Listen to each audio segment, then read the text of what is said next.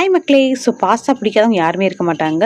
So அதுலேயும் white sauce pasta எல்லாரோடைய ஃபேவரட்டாக இருக்கும். So என் ஃபேவரெட்லாம் பார்த்தீங்கன்னா ஒயிட் சாஸ் பாஸ்தா ஃபஸ்ட்டு கேட்டகரியில் இருக்குது. எனக்கு என்ன டென்ஷனோ டிப்ரெஷனோ எது வந்தாலும் எனக்கு பார்த்தீங்கன்னா அந்த ஒயிட் சாஸ் பாஸ்தா சாப்பிட்டோன்னே எனக்கு அந்த டிப்ரெஷனே போகிற மாதிரி இருக்கும். நிறைய பேருக்கு ஒவ்வொரு டிஷ் இருக்கும், பட் எனக்கு இந்த பாஸ்தா தாங்க. அதுலேயும் எனக்கு சீஸ் போட்டு எப்படி பண்ணலான்னு அந்த வீடியோவில் பார்க்க போகிறோம். கண்டிப்பாக உங்கள் வீடு குட்டீஸ்லாம் இருந்தால் நான் சொல்கிற மாதிரி செஞ்சு கொடுங்க, டேஸ்ட் அல்டிமேட்டாக இருக்கும்.